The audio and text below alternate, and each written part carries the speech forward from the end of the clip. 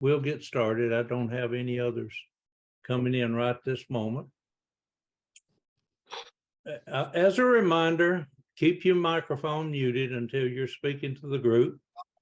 And you can use the speaker view to get a larger image of the person speaking. Gallery view, you get to see everybody.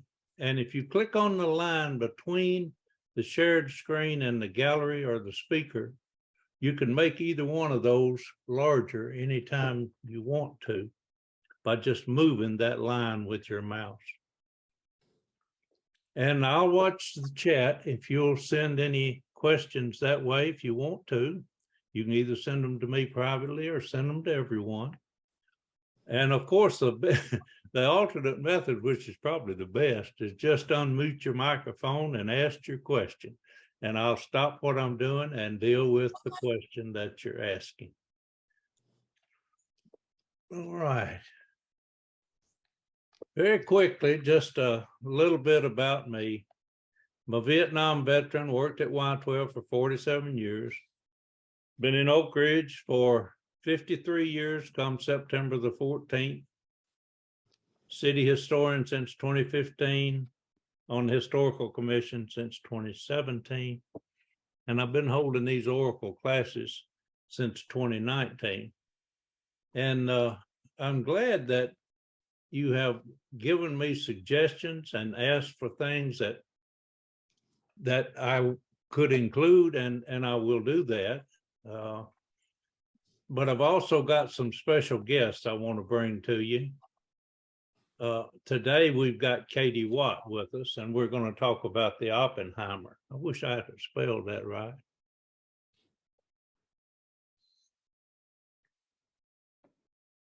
All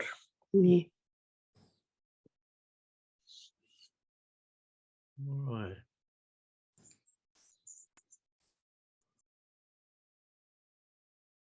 And then I've got David Hackett coming on the 12th. He'll talk about very early history of this area. And I've reached out to Mike Stallo, and I think he'll be here to talk to us about the Oak Ridge room. Let's start off by talking about the Oppenheimer movie and documentary. And Katie, you can join in when we want to talk about this premiere down here for sure. I want to let you do that. But there's two things that are happening now. One of them is a 1-hour documentary that NBC is creating. And I still don't know the date when it's going to be shown on television. It'll be on their streaming channel. I doubt that it'll ever be on actual NBC channel. But it's going to be shown in Oak Ridge at the high school on July the 19th with a panel discussion following that. So there'll be more said about that as we get closer. And then Christopher Nolan is creating the movie that's nearly 3 hours long. He's commented on that a time or two. And Katie has made it possible for us to rent the theater and have a special showing on July the 20th. So Katie, if you want to add a little more information about that, please go ahead and do that. All right. Thank you, Ray. And good morning, everybody. Good morning. I wanted to just kind of give everybody a little heads up, kind of first off the block. We have the Visitors Bureau has rented one movie theater at the Cinemark over here in the Tinseltown Theater here in Oak Ridge. We are going to be doing a premiere, and we are actually doing the premiere the day before it releases to the public. So this will be a kind of a see it first before everybody else event. We are very excited about this movie. We think it's really going to bring in a lot of visitors wanting to learn more about the Manhattan Project and the work that Mr. Oppenheimer did, not only here, but in Los Alamos. So all three of the national parks are very excited about this. The majority of it was filmed in Los Alamos, so they actually are going to have a big premiere with the stars. We tried to weasel in and get a few, but that didn't work out. The premiere is actually going to be presented in part by eTech and the AMSI Foundation. They are helping supplement some of the funding for it. All proceeds from this event are going to actually go to the Oak Ridge History Museum to help support them. Tickets are going to be $30 a piece, and they are going to include not only your movie ticket, but also a popcorn and Coke. So if you've been to the movie lately, you're about spending that much anyways. But all proceeds from that, like I said, are going to go to our history museum. So we're very excited about that. We are working with the theater to maybe have some extra little things going on. I really I can't reveal anything yet because I'm getting ready to meet with them at 10 o'clock this morning. So we're working with them to try to make it a really fun event. Like I said, we're going to actually see it before the folks in Los Alamos get to see it. Their premiere isn't until the 21st, so we can say we saw it first. The great thing about our movie theater is if we fill up one, I can reserve another one. So I just have to pay for all the seats in it and sell those. So I think we've got a lot of interest in it. We may have 2 or 3 theaters full. So with that, are there any questions about our premiere? What time is the movie? It will be at 7 p.m. and the movie itself will actually start right at 7. We won't have to have any previews, which I know that takes a big 20-25 minutes off the top right there. So we will not have to have previews. It will start right at 7. And so we're encouraging people to get there, several minutes early to get checked in, to get your vouchers, get your popcorn, Coke, get a good seat. We can't reserve the seats, so it's first come, first serve with the seating. The plan is by tomorrow morning to have the link available on the Explore Oak Ridge website so that people can begin purchasing tickets. So, like I said, we're really excited about it. I know I've heard lots of people saying how, how excited they are, but to see the movie, to find out what they are, and lots of different generations are interested in this atomic tourism and the atomic history. So I was talking to my 24-year-old son the other day, and he was talking about how excited he was to see it. So I'm probably going to get him a couple of tickets so he can come see. So it'll be available on Explore Oak Ridge starting tomorrow then. But the goal is to get it up there tomorrow. We're still working on the link and everything and the purchasing link. We've got to get a couple more things ironed out today, but should be tomorrow morning. We should have it up and available to be able for people to purchase tickets. And at that point, we will then also start pushing it on our social media, as well as eTech will push it on their social media, and the AMSI Foundation, as well as the museum. So I have a feeling that we may actually end up with 2 or 3 theaters full that evening. I wouldn't be surprised. I think that's good. Other questions? A question. Yeah. I think I got a notice from Cold War Patriots or another organization saying they were having a part in sponsoring this and offering tickets to their members. Can you tell me about that? I sure can. Cold War Patriots have offered to give you a free ticket to the film, and the 21st or later, and they've offered to find a theater near you and arrange for the ticket for you to have a free ticket to go to that theater. All they ask for is your email and your name and your information so they can contact you later. But that it is free. And I'm like you, I got one of them as well. So I looked at what I had to do to get the free ticket. And best I can tell, they're just trying to build their email list so they can reach out to more people. I'd rather have you pay $30 and come to ours. And it benefit the museum. Yes, the Oak Ridge History Museum will get all the proceeds that come from the event. And we're proud of what that museum has done. It's just recently put up a replica of the hutment just to the back or to the north of the museum. You can go out of the museum and into the hutment, just go out of the Wildcat Den room and can go see that hutment. So the proceeds will go to the To support the theater, yeah, to support the museum.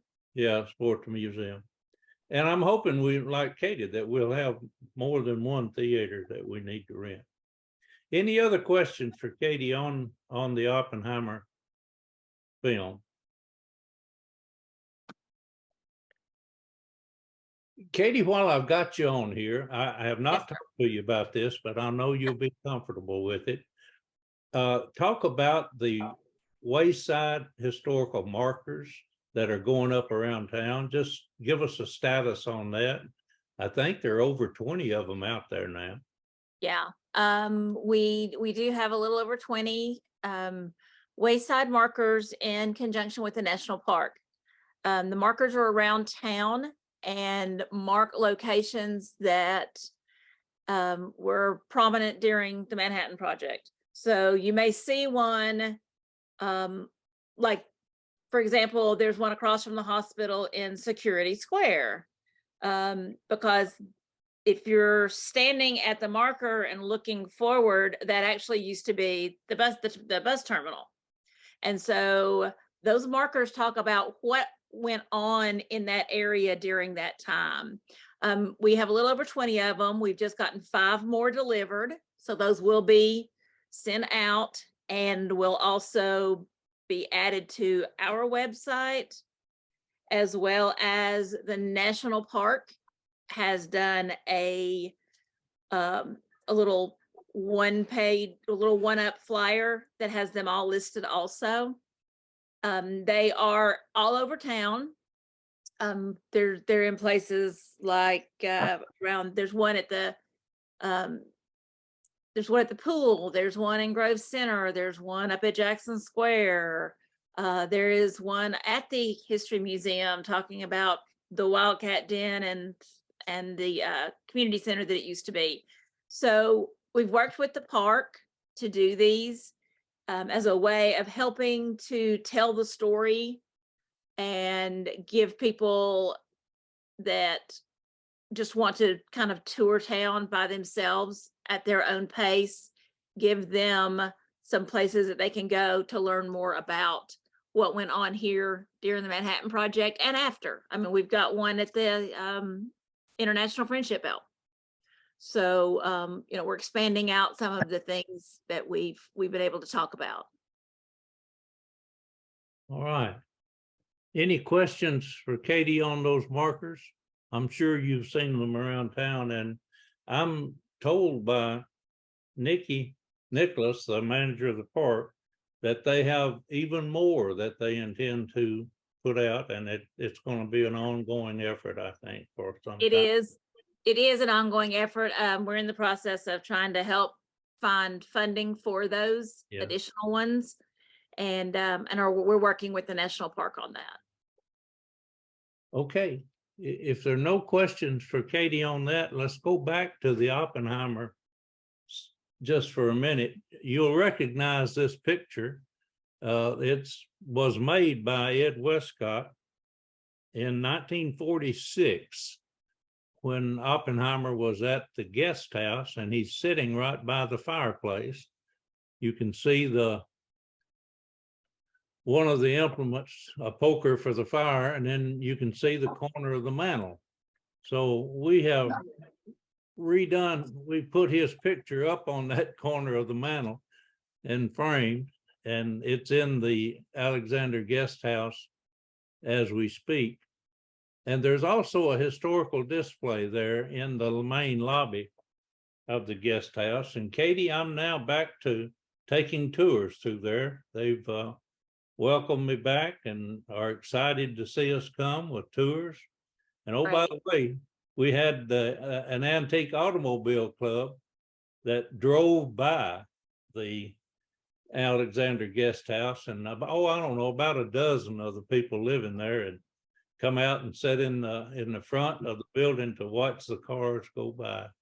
That was kind of a fun time for them. But the Oppenheimer documentary, now not the movie, I've not been contacted by Christopher Nolan, but I did get contacted by NBC, a representative doing the documentary, back early when they were just starting. And I did share this picture with them, but I told them Oppenheimer was not here in Oak Ridge very much at all. I'm sure that he was here some. His brother Frank actually lived here in Oak Ridge in 1943 and worked for several months at the Y12 electromagnetic separation plant then.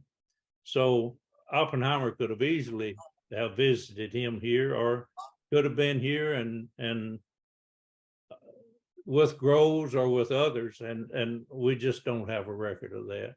So if we even get mentioned in the documentary, I'll be very surprised, and we will not, I don't know how they're going to handle it in the movie. We won't get any credit, but they've got to admit that there was an Oak Ridge, so surely to goodness we'll get some mention even in the movie. Now, When do you run the visit? When do you run the visit there? At the Alexander? When do you run the visit at the Alexander? Oh, I do that on tours. When people are coming through for tours, I make it a tour stop. And the Park Service also gives tours out of Jackson Square that goes up to the Chapel on the Hill and includes the guest house, I believe. But it's normally, for me, it's just when I've got someone in town that want me to give them a tour, I will include this. For example, this past weekend, we had the Flatwater Tales, the storytelling festival in the Grove Theater. And we added to that, anyone who wanted could get a free tour of Oak Ridge, not to the museums that charge for entry, but other things other than those museums. And I had 18 people that joined me for a tour. We started at 1 o'clock on Friday and toured until 3. And one of the stops, of course, Bill Lepp, who was one of our storytellers, was telling the story of John Hendricks. So I had to take them to his gravesite over in Hendricks Creek. But from there, I took them up to the guest house, and we went in the lobby and saw where the picture was and looked at the historical display there. Then we drove up Georgia Avenue and saw the alphabet houses. And we, of course, went to the Friendship Bell and commemorative walk. And we went over to the Scarborough Community Center. And I think they enjoyed their tour. I got some good feedback the rest of the weekend as they were attending the Flatwater Storytelling Festival. And Bill Lepp did a really good job on the John Hendricks story. I've been in contact with him for several months off and on, and answering his questions as best I could. By the way, we recorded that storytelling festival, and it will be available on YouTube, but only limited. It'll be up, I believe, about 3 weeks. And then as a courtesy to the festival, the tellers have allowed us to show that for 3 weeks. But of course, they don't want it to be up there forever, because that's the way they make their living, is telling these stories. So they'll let it be up long enough to kind of promote them. And then they want you to pay and come to the storytelling festivals rather than seeing it for free on YouTube. So we get to put it up for 3 weeks. When was this photograph of Oppenheimer taken? 1946. I have the You month. said that and I forgot. I Oh, that's apologize. all right. I have the month, but I just don't have it in my head right now. I'm thinking March, but I could be wrong. But I know it's in 46. It was not during the Manhattan Project. Okay. If there are no other questions, let's watch the documentary. I'm sorry, the film. There are 3 trailers that have been put out, and I believe this was the first one. Let me see. Yeah, this one's the first one. So I'm going to show them. They're just a few minutes long, but I'm going to show them in the order that they came available. Let's watch this one first.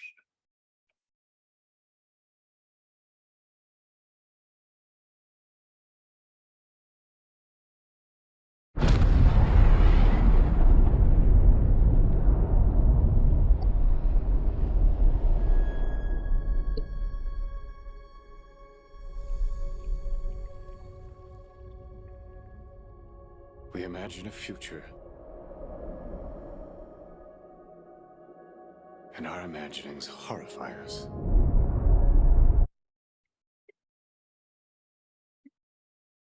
Sorry about that.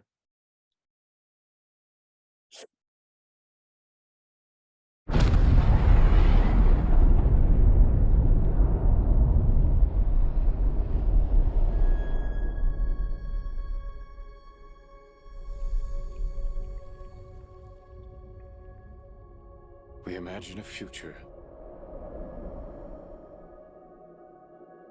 and our imaginings horrify us.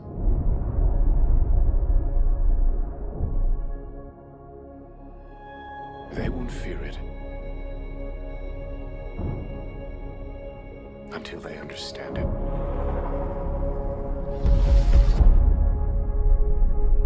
And they won't understand it until they've used it.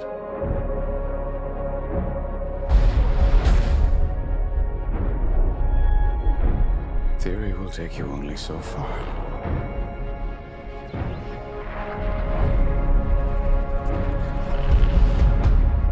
I don't know if we can be trusted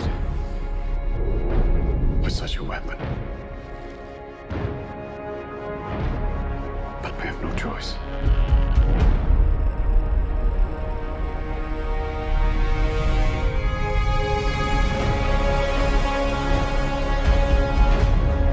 Is anyone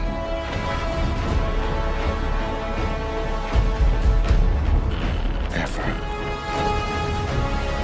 going to tell the truth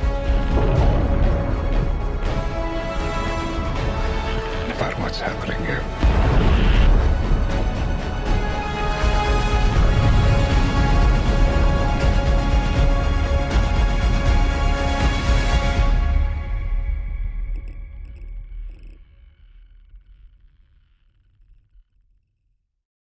Okay, let me show. Flatwater Tales will be posted. Okay, I will put the Flatwater Tales videos when they're up on YouTube. That will be announced on the Flatwater Tales Facebook page, and I will post it on my Facebook page, and I'll put it on Twitter. So, and I'm sure that Katie will agree to put it on Explore Oak Ridge for us. Okay. All right. Thanks for those chats. Now let's move to the second documentary trailer and watch it. We knew the world would not be the same. I remembered the line from the Hindu scripture, the Bhagavad Gita. Now I am become death, the destroyer of worlds.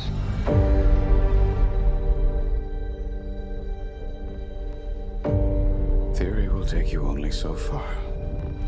I don't know if we can be trusted with such a weapon. They won't fear it until they understand it. And they won't understand it until they've used it.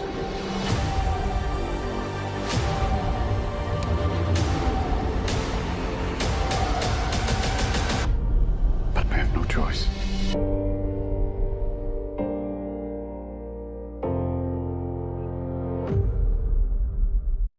Now, this one's the latest one, and I think it's the best one. So let's watch it now.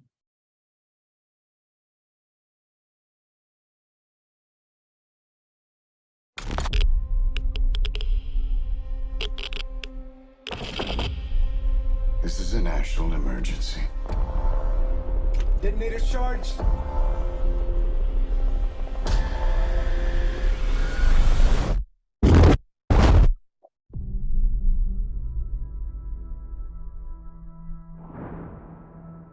We're in a race against the Nazis. And I know what it means if the Nazis have a bomb. We have a 12-month head start. 18. How could you possibly know that? We've got one hope.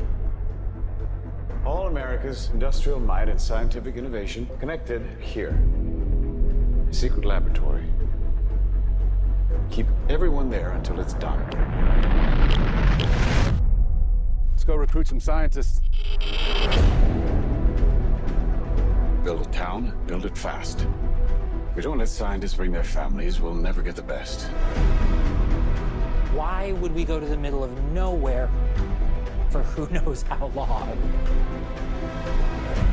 Why? Why? How about because this is the most important thing to ever happen in the history of the world? You're the great improviser, but this you can't do in your head. Are we saying there's a chance that when we push that button, we destroy the world? Chances are near zero. Near zero.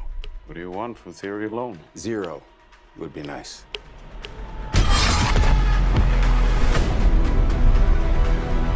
This is a matter of life and death. But I can perform this miracle. World War II would be over. Our boys would come home. That's happening, isn't it? The world will remember this day. Our work here will ensure a peace mankind has never seen.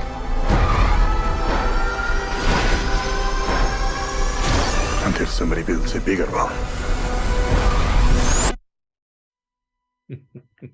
You are the man who gave them the power to destroy themselves. And the world is not prepared. 8,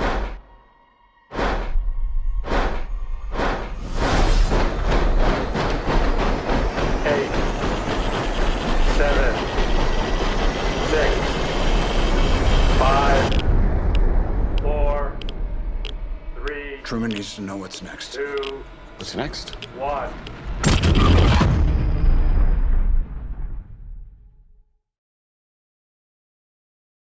Christopher Nolan shot this on film, and one of the reasons he did that was because he wanted the quality that he could get with that format. And I just learned a couple of days ago that it's been rated R. And I don't know if he's if he's put a love scene in there to make it R, or if they're going to show the results of the bomb dropping on Hiroshima and the people who were killed and injured. I don't know what got the R rating, but I do know that it has recently been rated R. Any questions from anyone about the Oppenheimer movies and documentary and what Katie's doing?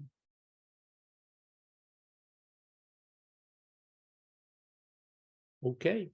Katie, thank you for being with us. You're welcome to stay, but I imagine you have more things you need to do because you've got a meeting coming up at 10 o'clock. Good luck with that. I'm heading over to the theater here in a minute, but right. Thank you all, and you all have a great morning. All right. Thank you very much. Bye-bye. Bye.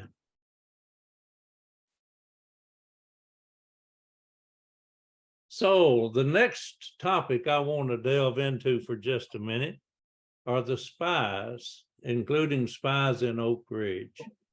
Can you name the spies? Do you know who they were? Do you know how many were in Oak Ridge? How many were in Los Alamos? The number's quite large in Los Alamos. I've only been able to discover 3 that were in Oak Ridge. I have written about the spies in Oak Ridge, and you can find all of them at my archives. And the archives is just, if you just type in historically speaking and Ray Smith, it'll come up and you can get to them. I wrote about them in, looks like 2014. Yeah. And there was 3 articles written in December of 2014. The 14th, the 15th, I'm sorry, the 1st, the 15th, and the 29th of December, if you're interested in looking at them. Klaus Fuchs is the main one that we think about and know about. He was in Los Alamos. He was never in Oak Ridge. He came over as a part of the British scientist group, and his expertise, one of his expertises was gaseous diffusion, but I find no record that he ever was in Oak Ridge. However, George Koval was in Oak Ridge and spent a good bit of time, evidently traveling to all 3 sites. And some of the people that know how that was back then find it interesting that he was able to gain access to all 3 sites. My understanding is he was working with a health physics group or concerned about the safety and was able to go to the 3 sites. But he also went up to Dayton, Ohio, and worked up there where they were making the polonium and the initiator. He is the one that gave the plans to Fat Man to Russia before we ever used the bomb. He didn't get much recognition in his lifetime, but after he passed, Putin gave him the highest civilian award available and recognized him that way. A book has been written about George, Sleeper Agent by Ann Hagedorn. She came to Oak Ridge and I gave her a tour and talked to her and answered questions. And then she came back because of that connection. I was able to get her to come and speak for our Lunch for Literacy group. And her book is available online through Amazon. Any questions about the spies? I just wanted to insert that little segment in. All right, we've got that. Now, I want to take a giant leap with you here and show you something that's very, very current.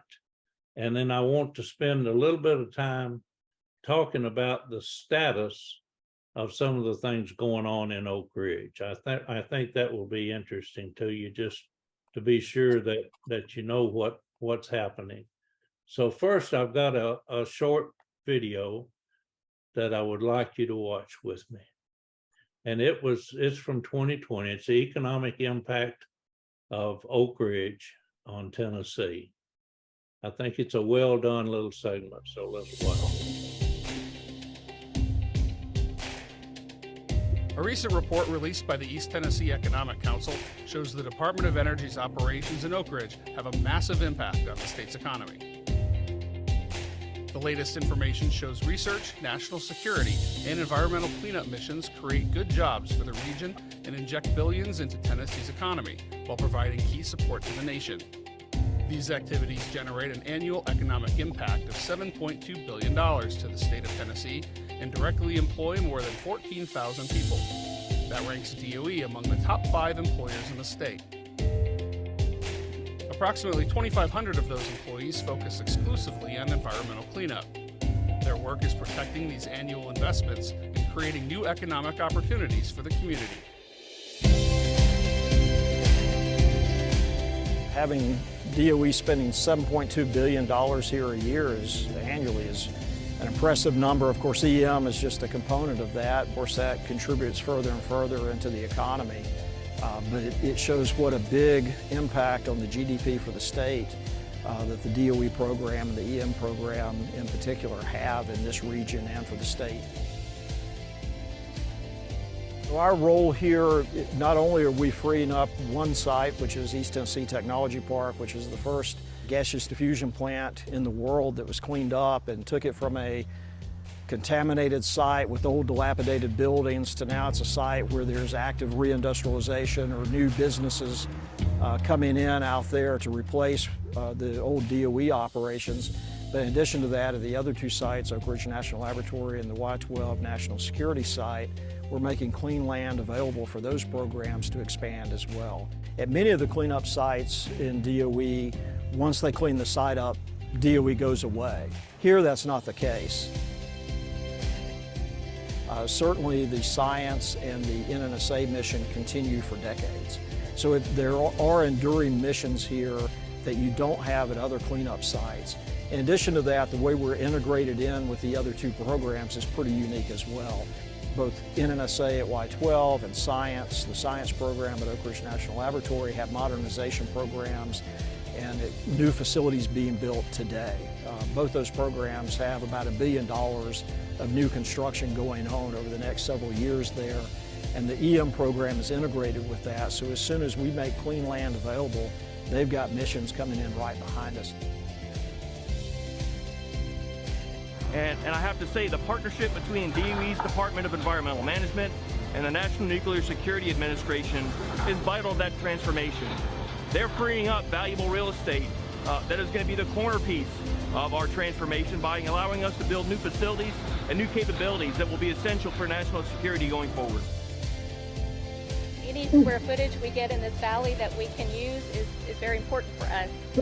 As Jay's team continues to complete the demolition, it will set the stage for us to start constructing the lithium processing facility. Here at Oak Ridge National Laboratory, the integration, the cooperation will benefit the future use of the laboratory.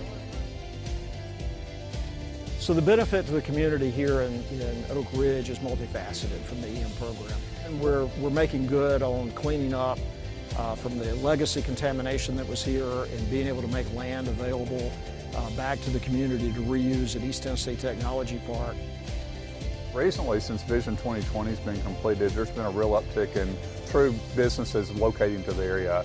We've had a medical isotope facility that's already got 200 acres at Duck Island. Nuclear energy company, it's taken 185 acres at K31 and K33. And 2 more projects. One is a biofuels company, the other is a nuclear fuels company, and they'll be locating up very near where we're standing right now. Intermixed throughout the entire park, we'll have some large parcels that we set aside for recreational use. And so it's going to be unique in that we're going to have 3 different things that I think are complementary. I think it's part of what's attracting people to the site. They see our history center, they know we're going to have a national park, they know they can have trails and greenways and bicycle paths right beside their businesses, where we've got waterfront and riverfront property. It's going to be a gorgeous site. We sit here today planning an airport. We've recently sold 2 different tracts of property, actually. We think there'll be a number of co-locators. There was a vision, there was a plan, and it was executed. And the execution was the cleanup, and it is what enabled us to recreate this site. 40 years of operation, almost 40 years of it just being idle, and now we're here in 2021 looking for a bright future.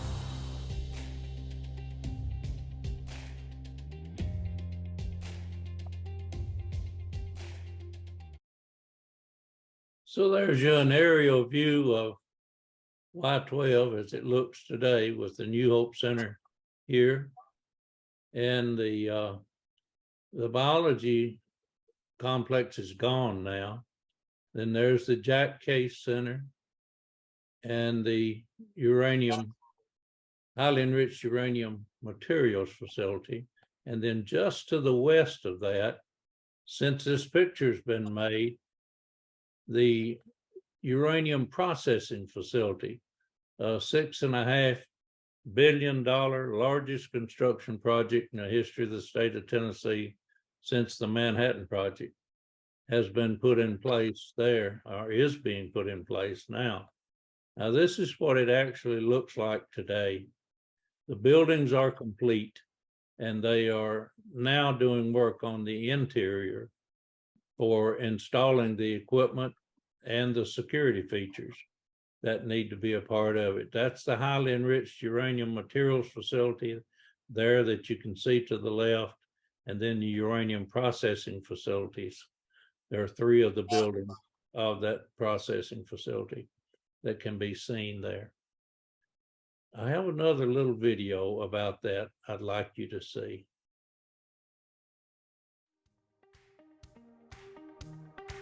The uranium processing facility project just hit a major milestone.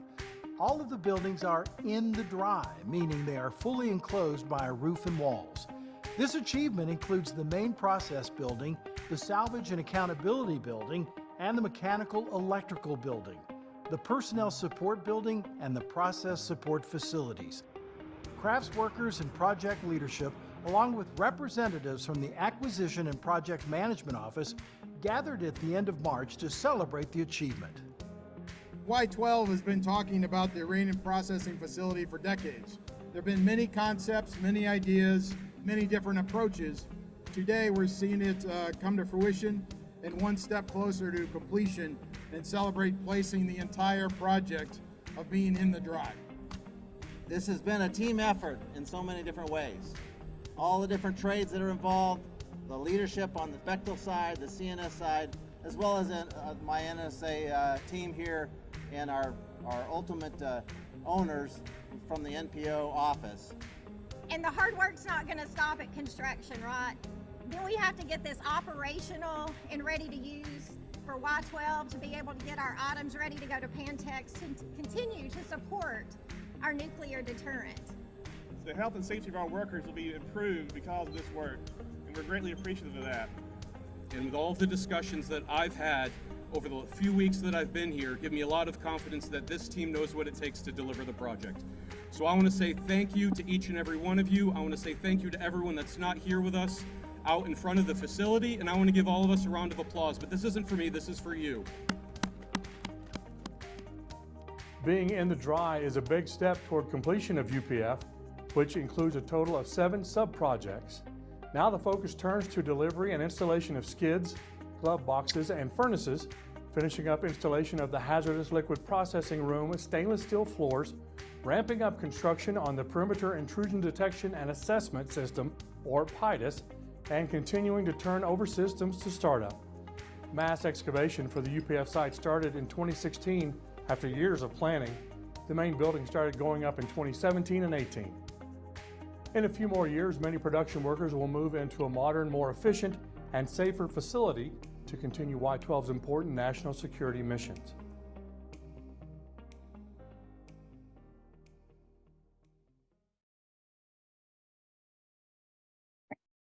All right, it's right next door to the highly enriched uranium materials facility. It's a scene of it at night. And then let's talk a bit about Oak Ridge National Laboratory. Some things are going on over there that are exciting as well. This is the high flux isotope reactor. Has been operating a long time and continues to be a source of neutrons and also producing radioisotopes for many applications, including medical. And the spallation neutron source is getting a second target building. That's been approved and it is moving ahead in the planning stages. And should be coming in the not too distant future. And do you know about Frontier, the world's most powerful supercomputer? I have a little video on it I want you to watch as well. The very near future is going to be an explosion of innovation. We're talking about improving health.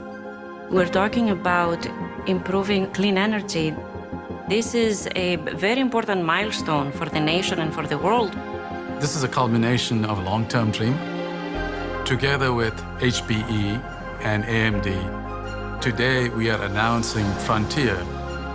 It is going to be able to do 2,000 petaflops or 2 exaflops. This machine is going to change the world from medicine to biology to materials to deep space to climate change to energy transitions.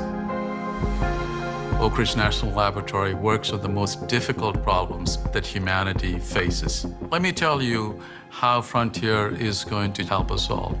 In a pandemic, Frontier will allow us to take all the information based on data of the virus that we have already seen gathered globally, put it up in the memory of this machine, and look at what are the possible mutations or variants that you can expect. And we will be able to create drugs or create vaccines to combat pandemics in the future. That, to me, is exciting.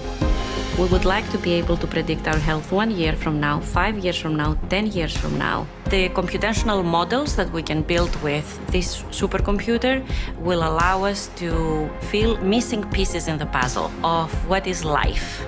By understanding and modeling life, we will be able to develop new treatments and think about healthcare in transformative ways. Think about a patient in an ICU who's got septicemia and they got 24 hours to live and they're not responding to any antibiotics. You don't have 6 weeks. Frontier is not only for speed's sake, but I would say it's speed for human sake, because it allows us to create medicines much faster and deliver them in a more equitable manner so we can have massive impact. Frontier will allow us to understand how the world is going to evolve, shape the evolution for the better. The simple way to think about it is that Frontier will give us a boost of acceleration by a factor of 8. Another way to look at this is that we will be able to tackle problems that are 8 times more complex in the same time. Frontier will not be possible without the special partnership between HPE, AMD, and ORNL. But it's really about the people who are truly passionate about deep learning, artificial intelligence, and new science. Today, this machine is going to drive how the entire industry moves forward. I talk to our industrial partners, for example. They tell me that they're really excited because Frontier provides them with that ability to do an engineering design cycle within a finite amount of time. That's when we're doing real science. Frontier is going to allow us to design even more efficient, cost-effective, reliable, and powerful wind turbines, which ultimately helps us be more sustainable in terms of our energy footprint globally.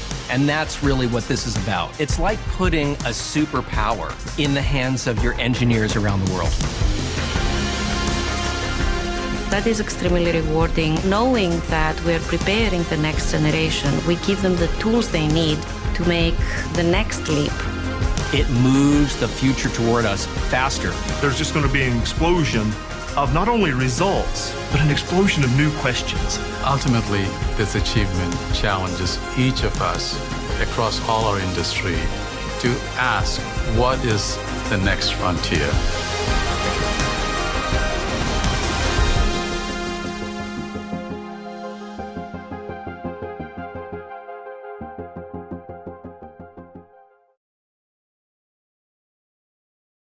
All right.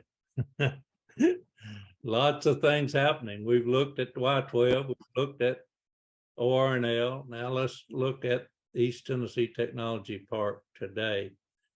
As you can see, most of the buildings are gone. All of the gaseous diffusion buildings are gone. The centrifuge building that was right here is gone as well. And the K33 site of the gaseous diffusion plant is now being used by Kairos Power. Let's see, let me back up. There and in here, excuse me. And they have an online presence, Kairos Power does, where they hold open houses. And again, there's the link to it, but you can find it just by Googling Kairos Power. And you'll find opportunities to interact and to watch their open house discussions about what's going to be built there and when. This is an interesting slide that I saw from TVA, and they're talking about the Clinch River nuclear site, and they've located it on the map. I like the way they've done this. You can see the Y12 site is here. The city of Oak Ridge is over across Pine Ridge. And then they point to the river, and you can see it meandering all around three sides of Oak Ridge. Put the interstate in, Bull Run. And now let's look closer at what they're doing there at that Clinch River project site. This is the layout that they proposed. I had thought there were 3 reactors going there, but I believe there may even be 4. And this is what they anticipate that it will look like. Again, that shows you the river and the site.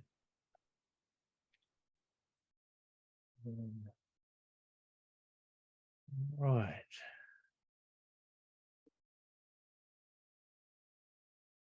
Four small nuclear reactors on the Clinch River site, and they're working with these 4 groups are the ones that are putting those nuclear reactors together. TVA, GE Hitachi Nuclear Energy, Ontario Power Generation, and Synthos Green Energy in Poland. So there's some amazing things going on around the Oak Ridge area. I have shown you a variety of things today. We've gone from talking about movies to talking about some of the major things that are taking place in Oak Ridge. I was also asked at the last session if I would focus on the history of the Robertsville community. And I have done that. I've prepared some slides that will take us through the history there. And I want to insert some of that in each of the programs. So I'm going to begin to give you an introduction to it. But before I do, are there any questions or any topics you'd like for me to research for the next session?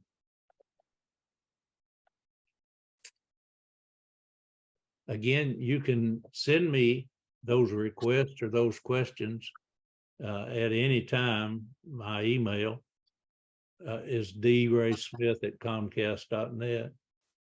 Let's see if I can give you just a little bit of history now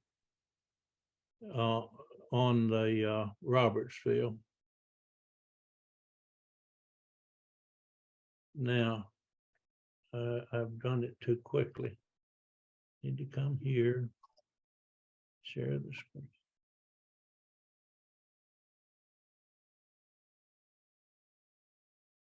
And go back to this. All right. A brief history of Robertsville, and it's based on Dennis Egert's research. And I've got it set in 3 different sections. I only have one of the sections ready now, but there are 3 of them. Again, they're all located, the write-ups located on my archive location, smithdray1.net, historically speaking. And this is the Robertsville. sections that we have, and you can find them. They were written in 2022 in July, the 7th, 11th, 18th, and 25th. This is a picture of Nash Copeland's store that was in the heart of Robertsville. Dennis Egert and Fred Eiler are the ones that put the history together for me. And of course, the Manhattan Project changed everything for this small rural community, not just Robertsville, but all of the others who were living here, directly descended from the settlers who arrived in this valley west and north of the Clinch River, starting in the late 1700s. So they had been here a long while. Dennis is the one that has done the research and got the documentation of the early history of Robertsville. And I first start out by admitting that the historical marker has an error in it. And I've got that error changed. We just haven't got the marker changed yet. But it talks about a 4,000 acre land grant. And Dennis says that there was never a single 4,000 acre land grant within the Robertsville area. And he has gone through all of the land grants. And secondly, Colin Roberts never received any type of a land grant here. His first recorded land purchase was in 1809 when he bought 400 acres from William Standiford. Now, that may be where the 4,000 came from, is a misinterpretation of the 400. And third, Roberts may not have been the only Roberts clan, Colin Roberts, that settled here and to claim its family name on the geography. Before he was here, Reuben Roberts, another clan of Roberts with their last name Roberts, they came earlier and may have been the actual ones who founded what's now, or what was known as Robertsville. And now the only thing left of it is a part of the Robertsville School, Robertsville Middle School. That building is still, it was the Robertsville School, and it's still being used today. The oldest maps show that there was a crossing of the Emory Road that split off from the original Emory Road, cut in 1787. And it would be the west end of Raleigh Road where it intersects with Robertsville Road, right near the Oak Ridge History Museum. Robertsville was larger. They established a post office in 1832 and included the entire area between Black Oak Ridge and Pine Ridge, and from just below the beginning of East Fork Ridge to the Clinch River. And East Fork Ridge can be seen looking to the south and the west if you're at the junction of Illinois Avenue and the Oak Ridge Turnpike. You can see where that ridge starts. And yeah, it was larger than we realized. It had a lot of drama associated with it, according to what Dennis was able to find. And he's been able to dig some of them out. Let's talk about 1792 to 99. The Treaty of the Holston was signed in 91. And although the Cherokee Nation gave away the land that would become Robertsville, the Yuchi tribe is the one that was living here. But they were not included in the treaties, and their land was just given away as to become a part of the Southwest Territory. And then white settlers were settling on the land in violation of the treaty. It had the Clinch River as the western boundary or eastern boundary, really, of the Cherokee land that they wanted to keep. But people were settling on the west side of it and in violation of the treaty. After the Revolutionary War, the state of North Carolina opened the lands beyond the Appalachian Mountain for settlement. 200,000 acres of land in East Tennessee were surveyed at that time and opened for settlement. Some of it was in Indian territory in violation of the treaties. 4 tracts of land within Robertsville were surveyed. The Trinell Beard 640-acre tract, the Armstrong Daugherty 1,000 tract, the Donaldson 3,000-acre tract, and a portion of the McClung 3,000-acre tract. As you can see, Dennis has done a lot of research on this. They sold their land to incoming settlers. Ironically, this surveyed land was still in Cherokee territory, and those early Robertsville settlers who arrived here before 1798 bought land without any clear titles to it. First to arrive here were in 1792, probably William Tonnell and Samuel Worthington family. You know, there's a Worthington cemetery out near Elsa. They purchased 600 acres along the Clinch River from Pilot Knob. And then he was given a license to trade with the Cherokee. William Tonnell owned a massive estate in Buckhorn Valley, just outside Robertsville. Today lies beyond the north side of Black Oak Ridge. Born of both French and British aristocrats, the Tonnells were certainly influential in the early history of Robertsville.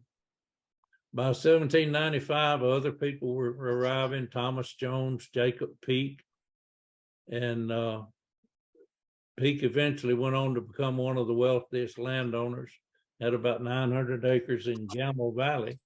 There is a cemetery over there in Scarborough, the Peake Cemetery. Land was still in his family until 1942. And then, of course, there was the Oliver family. Richard Oliver brought his family to the area in 1795. He settled in what was Winter's Gap, now Oliver Springs. And his father, Douglas, settled in the Robertsville area and eventually would become the largest land baron in Robertsville. In 1797, the Emory Road went through what would later become Robertsville. The road connected, it wasn't Tennessee, well, it was 1795 when Tennessee became a state. So it connected it to Nashville. It was their connection to the outside world. And Emory Road was the first road running from the east to the west. In 1798, the Emory Road stayed clear of Cherokee lands, passing through Robertsville. It went up Black Oak Ridge to where the modern day hilltop is, went right across, on through Oliver Springs to Wartburg. But after the Treaty of 1798, it took a more southwesterly route toward Kingston, branched off from the original Emory Road, and that was the crossroads that became Robertsville. The changing in that road and creating that new route brought more settlement into the area. Then in 1799, there's another milestone, the East Fork Baptist Church formed. Although the church was located outside of Robertsville, it served the Robertsville community. We know it was in existence in 1799 because representatives were sent to the Holston Baptist Conference that year. It was originally located off of what is now Newport Drive in West Oak Ridge, and it served the entire area. The small, nameless rural area began taking shape to become a vibrant community.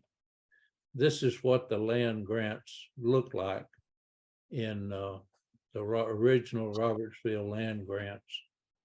See, Stokely Donaldson had 5,000 acres. He transferred it to Charles McClung, 3,000 acres, again transferred to McClung.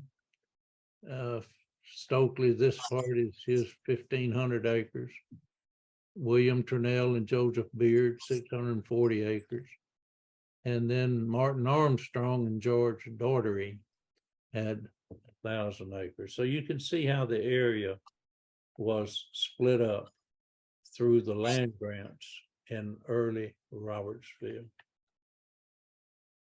Now that's the first write-up, and I will bring another one to you the next time we meet as a part of, okay, I've got some chat questions, good. Why would other countries build nuclear power plants in Tennessee? They're actually joining with TVA in the design of all of the nuclear power plants, and they're building different kinds. The ones that are going to be built here in Tennessee will be demonstration of different designs and the small modular reactors. And then, of course, they're also building major efforts in their own countries, but they're joining with TVA for the design of this next stage of what nuclear power reactors are going to be.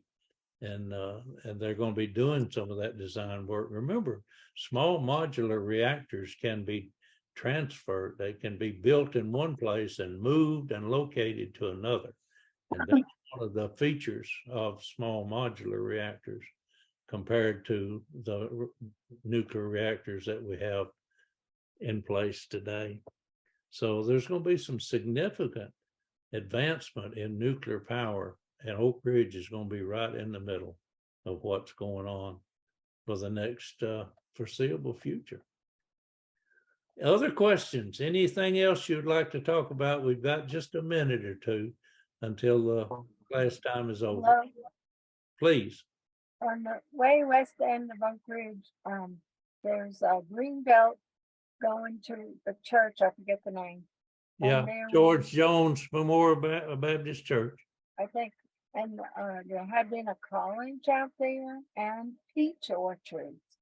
They had grown lots of peaches. Do you know more about I do. and when it stopped and why? Yes, yes, I do. That wheat area and the Dillis area, all around the area where Highway 95 splits off and 58 continues on down to the interstate. That intersection just east of where the East Tennessee Technology Park is now, actually between the Horizon Center and the Heritage Center, is where the original wheat was. There's a historical marker there. And they did have an accredited college there in the early years, early 1900s. And there's a historical marker for that as well. There's even a trail that goes up to the location of that college higher up on the ridge. The high school was down actually very near the church, a little bit to the west of where the church is located. And that fruit growing, it was not just peaches. There were all kinds of fruit trees were planted there, and they had a cannery, and they shipped canned fruit to many places. In fact, the story is told about one man putting a note inside a box saying, "Please tell us where this winds up." And he actually got back, then it had been somewhere out west. But there was a freeze, a very hard freeze killed those fruit trees. Now, think about it. If you'll remember, this past year, we had a flash freeze, and it killed certain types of shrubs. I mean, you can drive around now and see these dead shrubs around houses that are not coming back. They were susceptible to that hard freeze that happened. It was just a couple of days, just a very short freeze, but it actually killed a lot of ornamental shrubs. So that's the same thing that happened to the fruit trees, and they did not plant them back. They just let it go. Thank you for that question, and thank you for spending your time with me today. And I look forward to our next session next Monday. Okay, thank you very much. Thank you. Thank you. Mhm.